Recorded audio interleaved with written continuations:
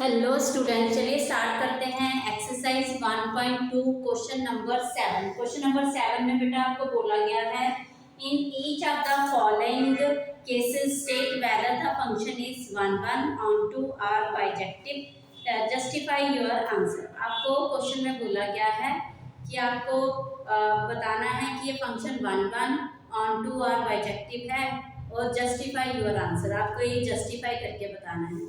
First part में आपको दिया गया है फंक्शन दिया गया है r to r defined by function is equal to 3 minus 4x, और सेकंड आपको दिया गया है function real number defined by function 1 plus x square. ठीक है, तो चलिए फर्स्ट पार्ट हम स्टार्ट करते हैं।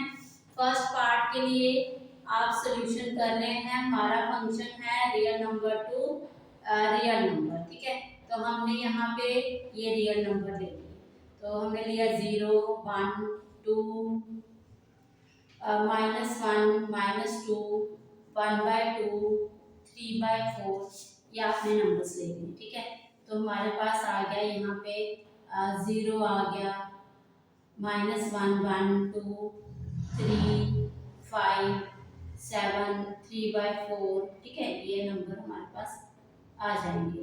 ओके बेटा, चलिए अब आप देखेंगे हमारे पास जो फंक्शन दिया गया है, फंक्शन है आपके पास 3 माइनस 4x। ओके, तो आप फंक्शन में वैल्यू डाल रहे हैं। 0 आपने वैल्यू रखी, हमारे पास 3 माइनस 4 0, तो 3 माइनस 4 कितना आया -1। तो मतलब आप 0 वैल्यू रखेंगे, आपके पास फंक्शन की वैल्यू क्या आ रही है -1। ठीक है, अगर आप फंक्शन की वैल्यू यहाँ पे 3/4 रखते हैं तो 3 माइनस 4 3/4, तो 4 से 4 कट हो गया, 3 माइनस 3 तो 0। आपके पास फंक्शन की वैल्यू क्या आ गई?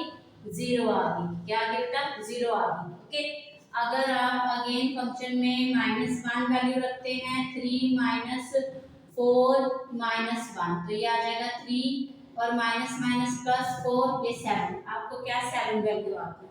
अगर आपने -1 रखा तो आपके पास वैल्यू क्या आ गई? 7। ठीक है, नेक्स्ट अगर आप वैल्यू रखते हैं -2, तो -2 3 माइनस 4 -2, आपके पास वैल्यू आ गई माइनस माइनस प्लस 4 2 8, तो आपके पास आ गया 11 वैल्यू। क्या आ गया आपके पास? 11।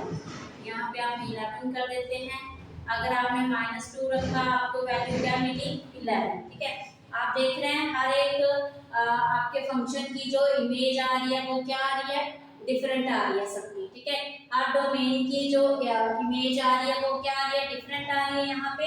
तो ये फंक्शन आपका क्या है? 1 1।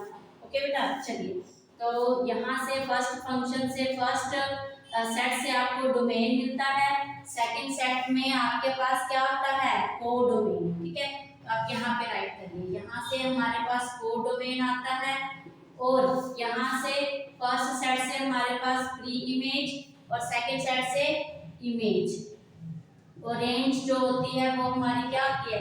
जो इमेज होती है वही रेंज होती है। ठीक है, तो चलिए हमारे पास आप कोई ना कोई इसमें क्या रखेंगे? फंक्शन में वैल्यू रखेंगे, तो हमारे पास जो सारी की सारी जो रियल वैल्यू हैं ये कन्वर्ट हो जाएंगी किसमें? रेंज में। अगर आप यहाँ पे 2 रखेंगे, 4 2 8, माइनस का 8 आ जाएगा, 3 माइनस 8 आपको -5 देगा।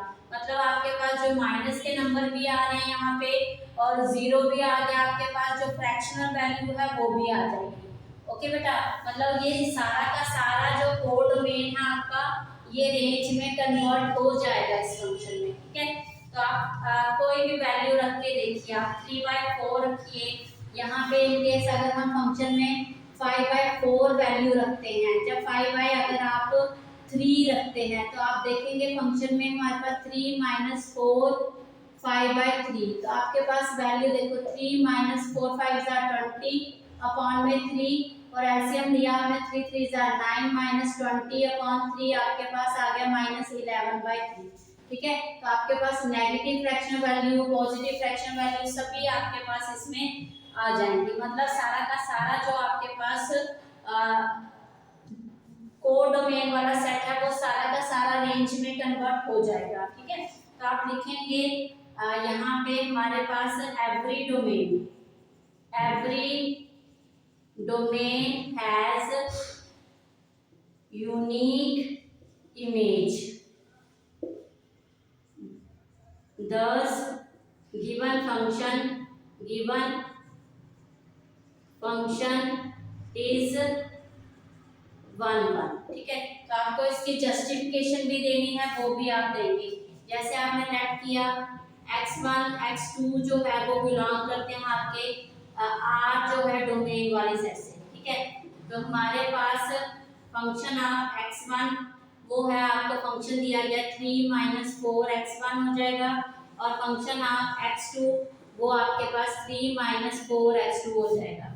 तो इफ अगर हम मान लें हमारे पास फंक्शन ऑफ x1 और फंक्शन x2 ये इक्वल हैं, तो हमारे पास इनकी जो वैल्यू आएगी 3 - 4x1 इक्वल टू 3 - 4x2, ये भी इक्वल हो जाएगा।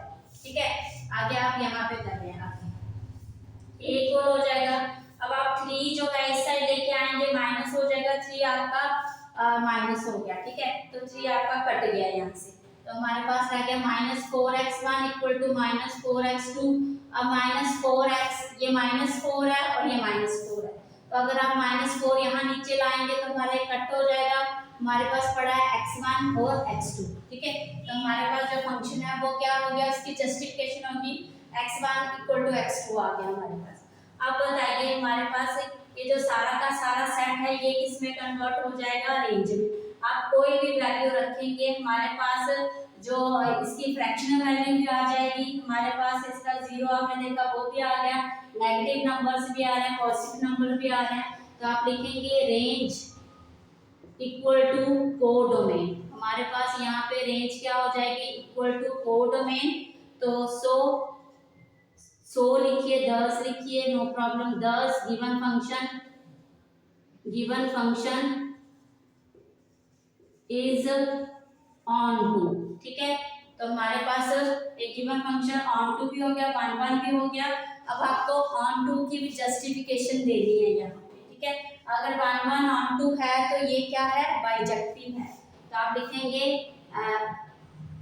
Hence function is bijective. ठीक है, अब आपको ऑन टू की जस्टिफिकेशन भी देनी है। ऑन टू की जस्टिफिकेशन आप यहाँ पे दे दीजिए।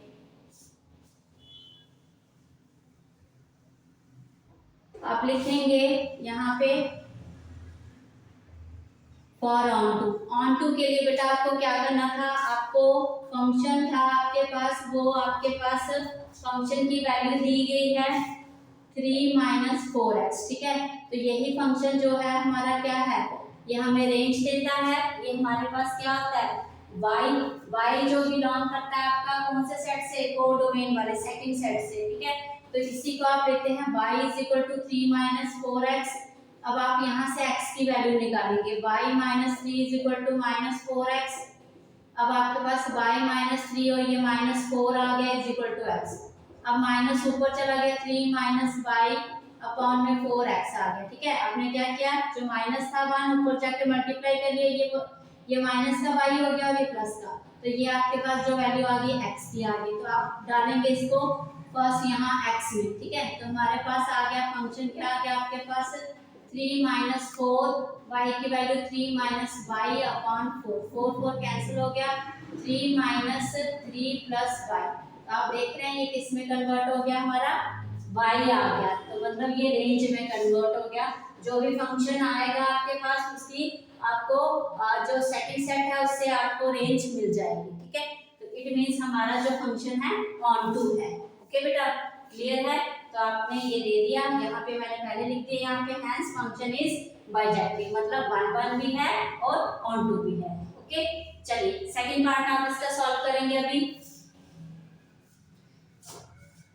चलिए सेकंड पार्ट ये आप नोट डाउन कर लीजिए प्लीज। चलिए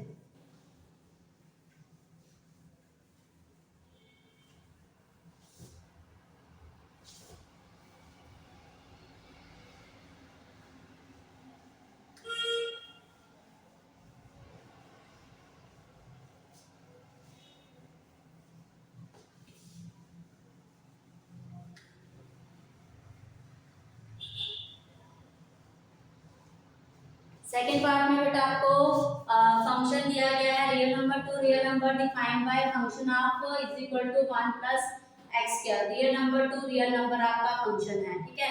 तो आपने ये नंबर लिए -1 लिया, -2 लिया, 0 1 2 3 लिया, ठीक है। हमारे पास again real number to real number function है, तो आप ये देखेंगे हमारे पास तो -1 -2 रियल नंबर में all numbers whole number integers fractional values सब आ जाते हैं आपके पास, ठीक है। हमें फंक्शन जो दिया गया है वो है 1 प्लस एक्स स्क्वायर, ओके।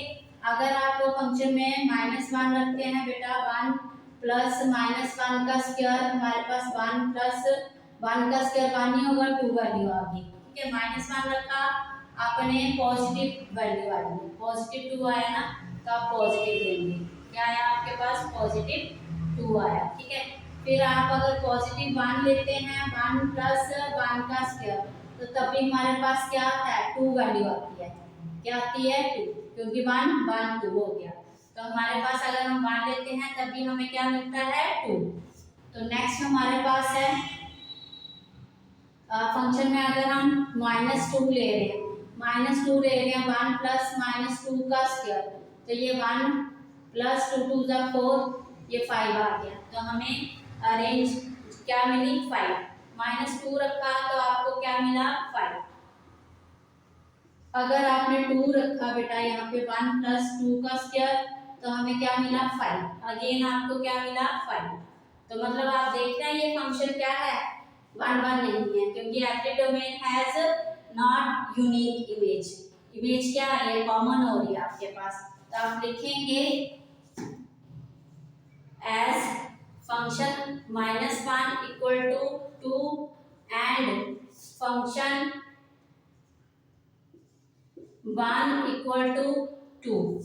तो सो हमारे पास ये 2 और 2 तो इक्वल हो गया, बट हमारे पास जो अंदर ये x1 और x2 क्या है नॉट इक्वल, तो आप लिखेंगे दिस इंप्लाइज x1 की जगह हमें वैल्यू मिली है यहाँ पे 1 not equal to 1, thus given function is not on to, ठीक है। हमारे पास ये फंक्शन क्या हुआ ऑन टू नहीं हुआ।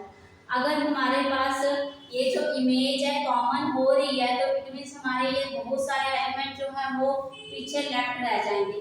अगर हमारे पास स्क्वायर की वैल्यू होती है तो हमारे पास नेगेटिव नंबर जो है वो लेफ्ट रह जाएंगे, ठीक है। तो आप लिखेंगे हमारे पास रेंज क्या है, range is subset of codomain, ठीक है। तो नेगेटिव नंबर्स आप लिखेंगे negative numbers of our codomain cannot